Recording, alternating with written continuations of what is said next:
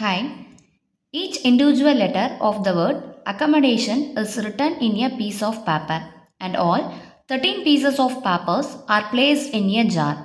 If one piece of paper is selected at random from the jar, find the probability that the letter A or O is selected, the letter M or C is selected.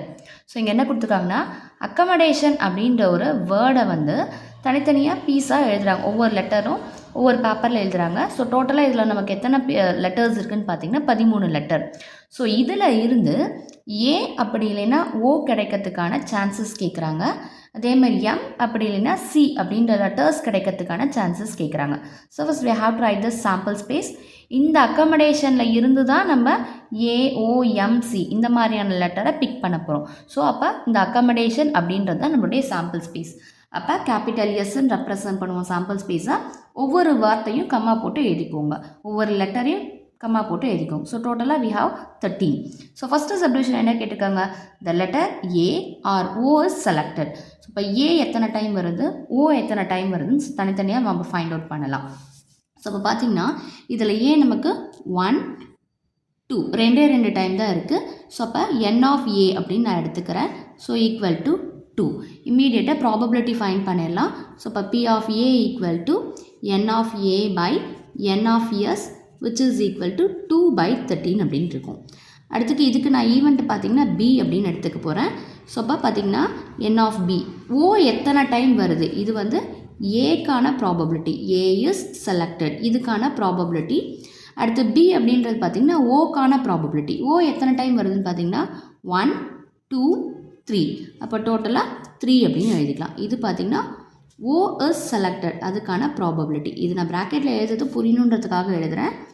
So அப்போ P of B equal to N of B by N of S. So பார்த்திங்கன்னா 3/13 அப்படின்னு கிடைக்கும்.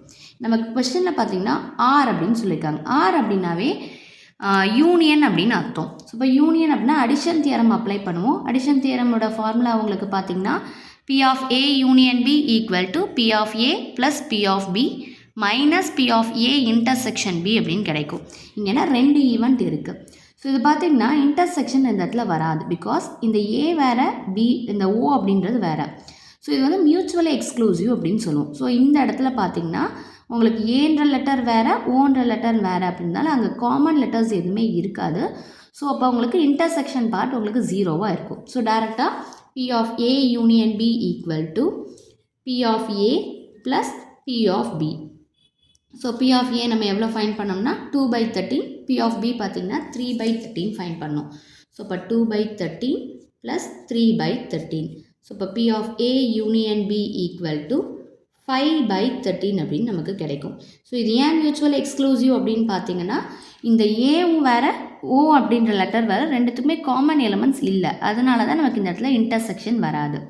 So first subdivision உங்களுக்கு அவ்வளோதான். அடுத்த second subdivision என்ன கேட்டிருக்காங்க, the letter M R C is selected.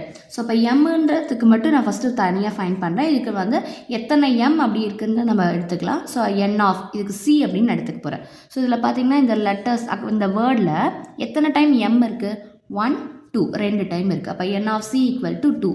இது பார்த்திங்கன்னா எம்கான probability, M is selected. So அப்போ பி ஆஃப் சி ஃபைன் பண்ணிடலாம்.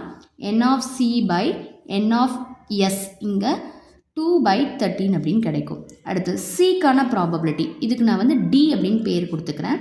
ஸோ எத்தனை டைம் சி இருக்குது, 1 2 அவ்வளோதான். ஸோ அப்போ 2. ஸோ அப்போ P of D equal to N of D by N of S. இப்போ 2/13 நமக்கு கிடைக்கும். ஸோ இங்கேயும் பார்த்திங்கன்னா ஆர் கொடுத்துருக்காங்க. அப்போ ஆர்னாவே நம்ம என்ன பண்ணலான்னா அடிஷன் தியரம் அப்ளை பண்ணலாம். ஸோ இந்த எம் அண்டு சி இது ரெண்டுமே mutually exclusive. So common elements எதுவும் இருக்காது. ஸோ இப்போ டேரெக்டாக நம்ம ஆட் பண்ணிக்கலாம்.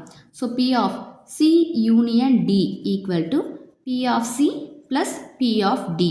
ஸோ பி ஆஃப் சி பார்த்திங்கன்னா உங்களுக்கு 2/13, பி ஆஃப் டியும் நமக்கு 2/13. therefore P of C union D equal to 4/13. Denominator சேமாக இருக்குது. ஸோ நியூமரேட்டர் மட்டும் ஆட் பண்ணிக்கலாம். ஸோ இது நம்மளால் கேன்சல் பண்ண முடியாது, டெசிமல் ஆன்சர் தர வேணாம். ஸோ இதோட ஸ்டாப் பண்ணிக்கலாம். That's all. தேங்க்யூ.